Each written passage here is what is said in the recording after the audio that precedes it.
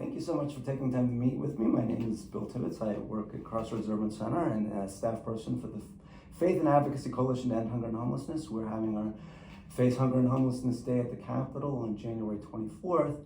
And today I'm meeting with Wayne Niederhauser, who is going to tell us about the items in the governor's budget related to homelessness that we're planning to support on the 24th. Yeah, thank you, Bill, and I appreciate the opportunity to talk about the governor's budget and homelessness is an acute issue in our society and in our state, and we're trying to get people off the street and in places. We don't want people living in places unfit for human habitation. Yeah, and of course eventually we want everybody to get back into housing and thriving, but we have this need for additional shelter. And the most serious need is for families with children.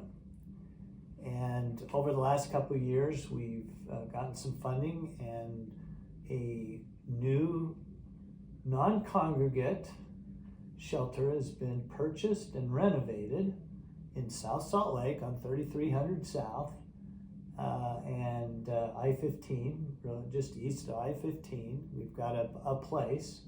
It's been approved by South Salt Lake. we did a tour. It's going to be so great. It's great, and getting children out of a congregate setting, they don't do well in a place where there's a lot of people together, and they'll have separate rooms. Because it's an old motel there off of 33rd South. It's been renovated. This will be a much better situation for families. And so the governor's budget has $5.8 million total ongoing for this facility, $2 million of which would be proposed to come from TANF, and $3.8 million that would come from the general fund ongoing, because we would need to operate this facility in perpetuity, right. At least for the foreseeable future. Then there's also a $13 million one-time ask from the legislature, from the budget, the legislative budget, to deal with our winter response program statewide. Mm.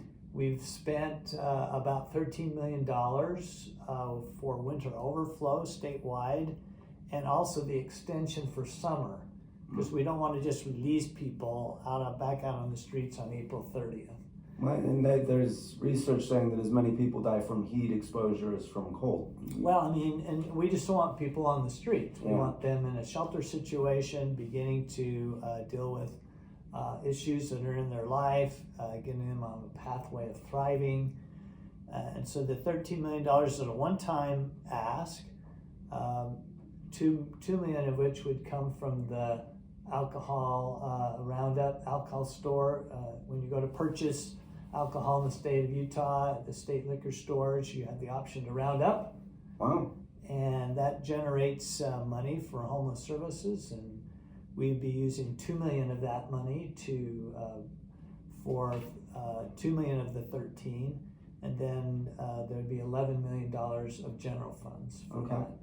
So these are essential items in homelessness that we need. If we don't have these funds, we won't have the beds. Yeah. So how many and people this is getting people off the street? How many people would this get off the streets, like indoors next winter? Our winter overflow is usually about 1,000 to 1,500 people. Wow. Statewide, and then of course the beds at the new family facility is going to be about 80, I believe. It's 80 to 85 80 to 85 families. Yeah.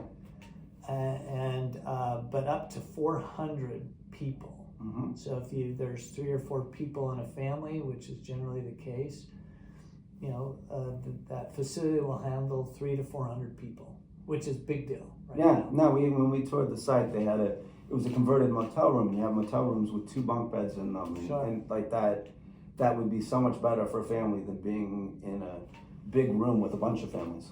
So, we need to get the word out. We appreciate Crossroads and you, Bill, and, advocating for that. Those are those are items that we will be,